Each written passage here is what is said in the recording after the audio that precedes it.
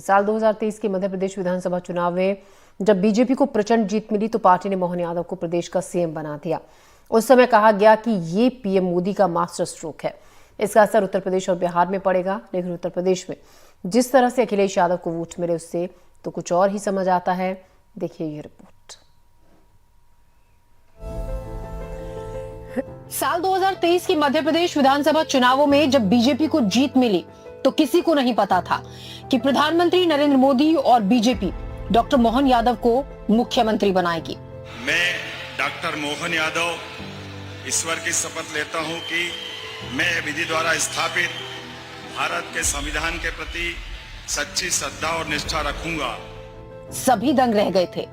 कई लोगों को तो यकीन ही नहीं हो रहा था। तब राजनीतिक पंडितों ने कहा कि ये प्रधानमंत्री नरेंद्र मोदी का मास्टर स्ट्रोक है। अब तो यूपी में अखिलेश यादव, बिहार में लालू और तेजस्वी, सबकी हालत पतली हो जाएगी। शायद इसी रणनीति के तहत मुख्यमंत्री मोहन यादव ने बिहार और उत्तर प्रदेश के कई दौरे किए। बीजेपी की कोशिश मोहन के चेहरे पर यूपी बिहार की यादव वोट साधने की थी। लेकिन सवाल यह है कि क्या इसका फायदा हुआ?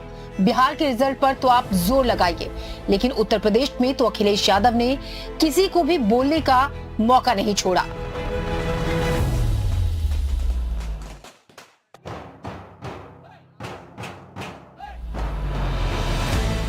यूपी और बिहार से लेकर मध्य प्रदेश तक जातीय वोट गणित में यादव वोटों की लड़ाई दिलचस्प हो गई थी। यूपी बिहार में बीजेपी मोहन यादव को ला रही थी और कांग्रेस अखिलेश यादव को मध्य प्रदेश में घुमा रही थी। मोहन का नाम यूपी के स्टार प्रचारकों की लिस्ट में प्रधानमंत्री नरेंद्र मोदी, बीजेपी अध्यक्ष जेपी नड्डा, रक्षा मंत्री राजनाथ सिंह, गृह मंत्री अमित शाह, सीएम योगी आदित्यनाथ के ठीक बाद था। बिहार के लिए जारी 40 स्टार प्रचारकों की लिस्ट में भी बीजेपी ने मोहन यादव का नाम रखा था। लोकसभा चुनाव की तारीखों के ऐलान के बाद से सीएम डॉक्टर मोहन यादव ने मध्य प्रदेश की 29 लोकसभा सीटों पर 250 से ज्यादा सीटों पर सभाएं की। इनमें रोड शो, रथ सभा वगैरह सभी शामिल हैं। इसके अलावा मुख्यमंत्री मोहन यादव ने प्रदेश के 13 जिलों में रात्रि प्रवास भी किया।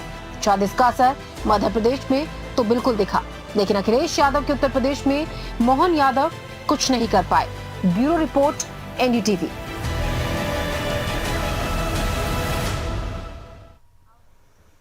विदिशा में शिवराज सिंह चौहान ने शानदार जीत हासिल की। उन्होंने अपने निकटतम प्रतिद्वंदी कांग्रेस के प्रताप भानु शर्मा को 8,20,868 वोटों से शिकस्त दी। इस जीत के लिए शिवराज ने जनता का आभार जताया।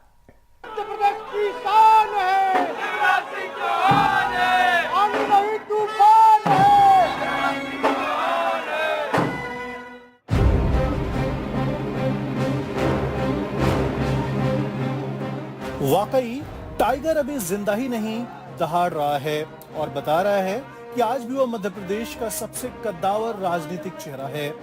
लेकिन मध्य प्रदेश ही क्यों? जिस वक्त बीजेपी का प्रदर्शन देश भर में उम्मीदों से काफी नीचे चला गया, वैसी मुश्किल घड़ी में शिवराज ने न सिर्फ जीत हासिल की बल्कि भारत के चुनावी इतिहास में विनिंग मार्जिन के रिकॉर्ड तोड़ डाले। विदिशा से शिवराज सिंह चौहान 8,21,086 वोटों से धमाकेदार जीत दर्ज की। शिवराज सिंह ने अकेले विदिशा की जमीनी फतह नहीं की, बल्कि उनकी बनाई बुनियाद पर पार्टी ने प्रदेश की सभी 29 की 29 सीटें अपने पाले में कर ली। हालांकि शिवराज एक बार फिर थोड़े बदकिस्मत रहे, क्योंकि विनिंग मार्जिन का उनका रचा इतिहास इसी चुनाव में इसी मध्य प्रदेश में संशोधित हो गया। इंदौर से बीजेपी उम्मीदवार शंकर लालवानी 10 लाख से अधिक वोटों से जीत गए, लेकिन सच यह है कि उनके सामने खड़े कांग्रेस उम्मीदवार ने अगर ऐन मौके पर खेमा बदल नहीं किया हुआ होता तो लालवानी की इतनी बड़ी जीत शायद मुमकिन न होती। जाहिर रिकॉर्ड जरूर लालवानी के नाम रहेगा, लेकिन 8.25 लाख की जीत के लिए याद शिवराज ही रखे जाएंगे। बहरहाल करीब 2 दशक तक मध्य प्रदेश की राजनीति का ये सबसे बड़ा चेहरा अब दिल्ली रवानगी के लिए तैयार है। विदिशा के वोटरों ने शिवराज सिंह को बम्पर जीत का तोहफा देकर इसकी बुनियाद रख दी है। ये रिश्ता नेता और जनता का नहीं, ये रिश्ता इमोशन का है, पारिवारिक है। किसी के मामा, किसी के भाई। शिवराज सिंह चौहान की राजनीति कुछ ऐसी ही रही है, बाकी राजनेताओं से एकदम अलहदा। तभी तो विधानसभा चुनाव में बीजेपी को ऐतिहासिक जीत दिलाने वाले शिवराज को भले ही राज्य की बागडोर न मिली, लेकिन वोटरों का प्यार उनके लिए कम नहीं हुआ। Bureau report, NDTV.